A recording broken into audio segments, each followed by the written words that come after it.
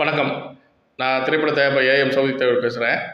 இப்போ சீமானுக்கு நான் ஒரு கேள்வி வைக்கிறேன். ஏன்னா சீமான் வந்து வரலாறுகள் பேசுகிறேன்னு சொல்லிட்டு பல பல சமூகத்தினர் வந்து அசிங்கப்படுத்தியிருக்காரு. அதாவது குறிப்பிட்ட ஒரு சமூகத்தில் தான் எல்லா சமூகமும் வந்தாங்கன்னு சொல்லி கிட்டத்தட்ட அனைத்து சமூகத்துமே அவர் அசிங்கப்படுத்தியிருக்காரு. ஏன்னா அப்படி வரலாறு எந்த சமூகத்துமே கிடையாதுன்னு நினைக்கிறேன். முக்குளத்தூருக்கு ஒரு தனி வரலாறு இருக்குது, தனி சிறப்புகள் இருக்குது. ஆனால் சீமான் சொல்கிற எந்த ஒரு சமூகத்துக்குமே அப்படி இன்னொரு சமூகத்துலேருந்து வந்த மாதிரி வரலாறு கிடையாது. நான் ஒட்டுமொத்தமாக எல்லா தமிழ் சமூகத்தையும் அசிங்கப்படுத்துறது தான் சீமானோட வேலை. குறிப்பாக நான் சொல்ல ஒரு விஷயம் என்னென்னா, இந்த அமைதி கூட்டம் பீஸ் கான்ஃபரன்ஸ் ராமநாதபுரத்தில் நடந்ததை பற்றி சீமான் சொல்லும் பொழுது என்ன சொல்கிறாருன்னா, பெரியவங்கள்ட்டலாம் கேட்டிங்கன்னா எங்கள் ஐயாவுக்கும் அந்த கொலைக்கும் சம்மந்தமே கிடையாது. அவர் வந்து மறுக்கிறாரு. அந்த பஞ்சாயத்துக்கு நீங்கள் ஏதாவது பேசி கொடுங்கன்னு மறுக்கிறாரு. ஐயா வந்து மறுக்கிறாரு. நான் என்னத்தடா வந்து நீங்கள் போய் பேசுங்கன்னு. இல்லை நீங்கள் வாங்கன்னா ஐயா கூட்டி வர்றாங்க. கூட்டி வரும்போது இவர் அப்போ தான் இராணுவத்திலேருந்து வர்றாரு. ஐயா இமானுவேல் சேகரன் ஒரு இளைஞர். அவர் எந்திரிச்சு 2-3 தடவை ஐயாவை கேள்வி கேட்டுறாங்க. கேள்வி கேட்டுட்டு இதுக்கு தான் நான் வரமாட்டேன்னு, சின்ன சின்ன பிள்ளைகள்லாம் இந்த பசங்கள்லாம் எந்திரிச்சு என்னை கேள்வி கேட்குறாங்க பாரு அப்படின்ட்டு ஐயா சொல்லிட்டு போகிறாங்க. போகிற போது இவங்க நின்னவங்க கூட்டத்தில் இருந்தவங்க பாருங்க, ஐயாவை எடுத்து கேள்வி கேட்டுட்டாருங்கிற கோபத்தில் அவரை வந்து கொல்ல சொல்றாரு. அது கிடையாது, இவங்க கோபத்தில் பண்ணிடுறாரு. அவருக்கு இந்த கொலைக்கு எந்த சம்பந்தமே கிடையாது. அடிப்படையில் அவர் வந்து பெரிய ஆன்மீகவாதி, பெரிய உயிர்மை நேயர். இதை பற்றி பேசுறதுக்கு சீமானுக்கு வேலையும் இல்லை.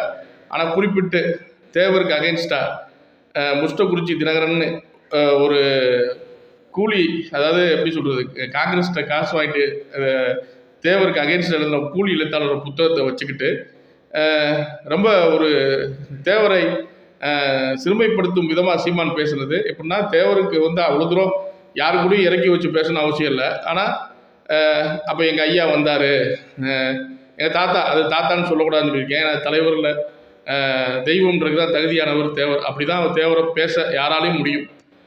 தாத்தான்னு உரிமை கொண்டாட தகுதி யாருக்குமே கிடையாது. அப்படி பார்க்கும்போது தாத்தா வந்தாருன்றாரு. வரும்போது எங்கள் ஐயா அப்போ தான் இராணுவத்திலேருந்து வந்தாராம். இப்போ இதுதான் பெரிய சர்ச்சையே. இப்போ இராணுவத்திலேருந்து வந்தாரான்றதுக்கு யாருமே எவிடன்ஸ் இந்த வரைக்கும் கொடுக்கல. அரசாங்கத்தில் கேட்டபோது அவங்களுமே இராணுவத்துக்கு பணியாற்றின எந்த ஆதாரமும் இல்லைன்ட்டாங்க. ஆனால் சீமான் வரலாறு பல இடங்களில் பேசுகிற சீமான், நான் ஒரு கேள்வி சீமானுக்கு வைக்கிறேன். நீ இவ்வளோ வரலாறு பேசல படிச்சுட்டு, நீ இமானுவேல் அவர்கள் இராணுவத்திலேருந்து தான் வந்தாருன்னு சொல்லி நீ ஒரு வரலாறு எடுத்து சீமான் கொடுத்துட்டா, உண்மையிலே வந்து சீமான் வந்து வரலாறு பேசுகிறோம்னு நாங்கள் கண்டிப்பாக ஒத்துக்கிறோம். ஆனால் அவர் ஏன்னா இப்போ நீங்கள் வாய்மொழி பேச்சு வந்து மணிமண்டபம் வரைக்கும் போயிடுச்சு. சரி பரவாயில்ல, அதனால் ஒன்றும் இல்லை. ஒரு சமூகத்துக்கு ஒரு சிறப்பு கிடைச்சா அதை பற்றி நாங்கள் வந்து எதுவும் போராமல் போட்டி முக்குளத்தோருக்கு எப்பயுமே கிடையாது.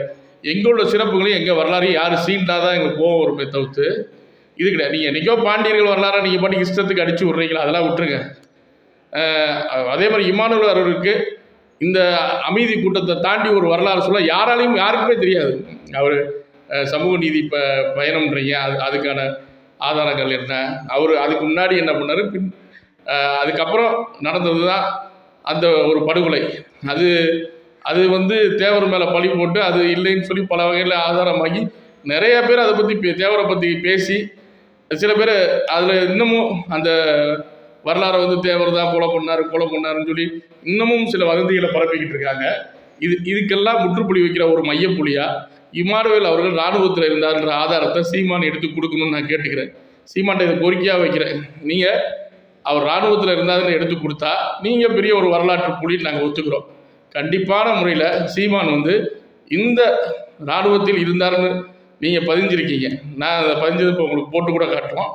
அதை பதிஞ்சிருக்கீங்க. அவர் இராணுவத்தில் இருந்தாருன்றத சீமான் கண்டிப்பாக எடுத்து கொடுக்கணும். கொடுத்து என்ன சொல்கிறது, பல ஒரு சந்தேகங்களுக்கு சீமான் முற்றுப்புள்ளி வைப்பார் அப்படின்னு சொல்லி நாங்கள் கூட நம்புறேன்னு வச்சுக்கோங்களேன்.